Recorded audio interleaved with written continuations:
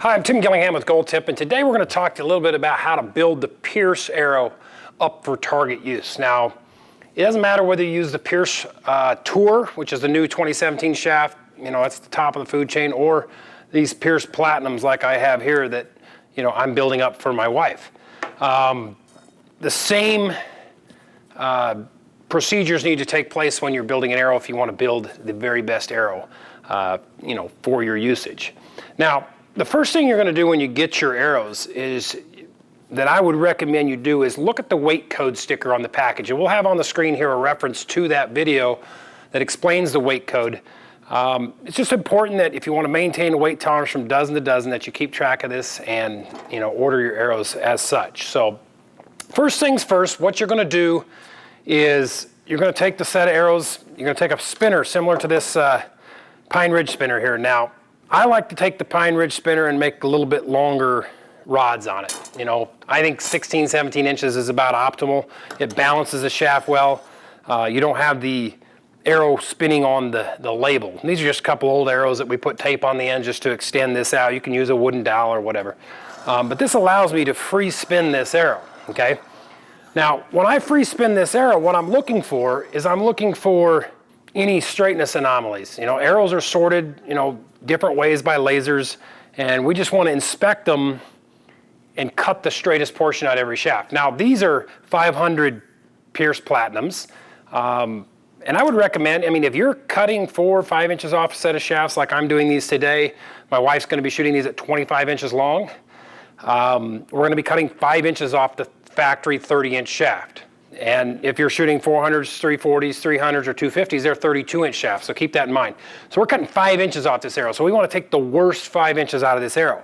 So I'm going to take this spinner like this, and I'm going to just spin through it and observe it, and just try to locate, where the straightness issues lie and can I cut it out. And you can do this even with the Pierce Hunters. You can make very good arrows a lot of times out of the Pierce Hunters. Keep in mind the weight tolerance on those shafts is plus or minus 2 grains in the dozen. So Pierce Platinums, Pierce Tours, a little bit better for the target application because of the weight tolerancing issue. So, to keep you from having to sit through all this, what I've done is I've pre-sorted all these shafts and I've sorted them, and I'll just kind of show you what I come up with. Now, these 4 arrows out of the dozen, I'm going to be cutting, I've got them marked equal on both ends. So I'm going to go down, and I know that I'm going to cut these equal from both ends, so I'm going to cut 2.5 inches off each end. These 2 shafts here in particular, they showed a little bit on this end, but I'm going to take the majority of it off this end. So I've marked them to cut 1.5 inches off of this end and 3.5 off the other end. And then the rest of these shafts, they pretty much spun pretty good, and I'm going to be cutting them all off of this end. And if you notice here, the way the labels are matched up, I got one of them that I'm going to cut it off the nock end of the shaft, and the rest of them are going to come off the point end. So where the label falls is really of no consequence other than just looks. If you're obsessed with looks, just cut them equal from both ends and you'll probably get your best results overall there. So now that we've got these arrows, marked to cut, let's take them down to the cutoff saw, and I'm going to cut them, and then we'll come back and I'll show you the procedure to install components. Okay, now that we're back from cutting these arrows, if you'll notice, the labels don't necessarily match, but that's irrelevant to the accuracy of these particular arrows. So, just a little tip on that cutting procedure. What you're going to want to do is you're going to want to make your shortest cut first. So the ones I cut 1.5 inches from one end, I set this up, cut the 1.5 inches. Then my next cut was the ones that are cutting equal from both ends, where I cut 2.5, and then you just go to your final cut. So it makes it very quick, very easy. It takes about 5 minutes to do the job. So next step is going to be installing the nock components. Now, I'm going to just do one for the sake of time here. And what you're going to want to do is you're going to want to use the nock collar system. I highly recommend this. You don't have to, but it does protect the end of that arrow quite nicely. I have never broke the back of an arrow in 2 years of shooting, competition, as long as I had this pin and nock collar combo. Okay, and that's what I do recommend. You can run the pin, like I said, just in the back of the shaft. It's just a little bit more susceptible, to cracking. So the nock collar will just slip fit over the shaft. And then we're going to take hot melt glue. And I just use a very low temperature hot melt. This is just a craft style glue. I think it's made by, this one here is made by Stanley. It doesn't really matter. It's just a low temperature hot melt. Save you a lot of money over some of the high-priced archery stuff. So I'm just going to heat this up in my fingers. Notice I'm in my fingers. If it gets too hot, it's too hot, right? So we're just going to push that nock component in there.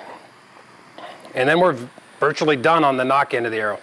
Install your mini HD pin nock or whatever pin nock you like. This new pin nock we have is exceptionally good though. I think you're really going to like it. From that point, what I would normally do is I would take all these shafts, once I have the nock components in them, and I'll take a grain scale and I'll weigh them, and I'll lay them all out light to heavy. So I got my light ones on this side and progressively heavier. Then I'll take my dozen points here and I'll do exactly the same thing. I'm going to weigh them and I'm going to lay them out light to heavy, okay? Then I'm going to take the heavy shaft and put the light point in it. So I'm basically taking the weight tolerance of the point and the weight tolerance of the shafts and cutting them in half. And this works exceptionally well, and that should get you within 1 grain, and is very adequate for any shooting, even out to 100 yards. So again, for the sake of time, make this simple. We are just going to build one arrow up. I'm going to show you some of the tricks of building and installing the components. Now you may choose to use the gold tip fact weight system, as a lot of our shooters do. This modular system on our points is designed to let you, the shooter, make adjustments to your setup based on what you're looking for. You might want to shoot a lighter point for field archery that's unmarked, where when you're shooting FIDA, you want to shoot a heavier point because it's going to be better in the wind. Okay, so the fact weight system, comes in 10 and 20 grain increments for the Pierce arrows, and it will just simply screw into the back of the point. And what I have here for my wife's arrows is a 100 grain base AccuPoint hardened stainless steel point. These are very durable, very accurate points. And then the weight fits right on the back. Now I'm not going to build her arrows up with a weight, but if you do use the weight, just make sure you put a little bit of glue, a little Loctite. I'll actually take just hot melt, put a little bit of on the threads, and then screw it together. Now, one tip I will give you when you are using weights, I would highly recommend that you use hot melt all up and down the point and the weight. You want to bond the weight to the inside of the shaft so you're not getting any frequency vibrations off the inner wall of the shaft. So just make sure you're using plenty of glue there. It doesn't take a lot, but just make sure you get good glue coverage on the actual weight itself. So let's just, now that we have our light points in our heavy shafts, I'm going to show you how I go about installing the point. So I'm again going to use hot melt. You can use a cyanoacrylite if you like, but you're probably never going to get them out. And this soft craft style hot melt works the best. It absorbs shock and just does a very, very good job. So I'm just going to liberally again heat the glue stick, not the point, and I'm going to put the soft melted glue all over the point, okay? And then I'm going to hold it in my fingers and I'm going to soften the glue up just like this. If it gets too hot for you to hold, it's too hot. And then I'm simply going to rotate and push this point in all the way down. And for most people, you're done. One of the tips I will give you, however, is I always spin the point on my finger.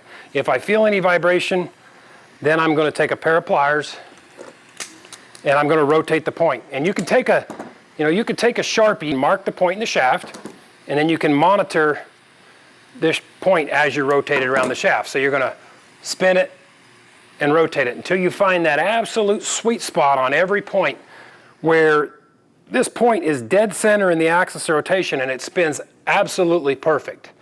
Once you get that done, then you're ready to fletch the arrows. And a lot of times when I get done fletching, I will go back through and I'll blow on the fletchings and again, just monitor that spinning of the point. Some of them may need to be rotated, adjusted, but I'm just looking for the absolute most concentric setup that I can get. Once my arrows are all fletched, probably the most important tip I'm going to give you, and we'll have another video segment on it, on super tuning your gold tip arrows, is to just go shoot them all through paper. Shoot them all through paper at about 5 yards or 4 or 5 meters, and make sure that they're all ripping exactly the same tear. If they're not, you can rotate nocks and make them all rip exactly the same tear. And if you're getting a lot of excessive differences in your tears, that's a prime indicator of having too weak of an arrow. That's another lesson, and I think, if you'll follow this procedure here, you're going to have a set of arrows that's going to be award-winning for you and allow you to be very, very competitive at about any level of competition you choose.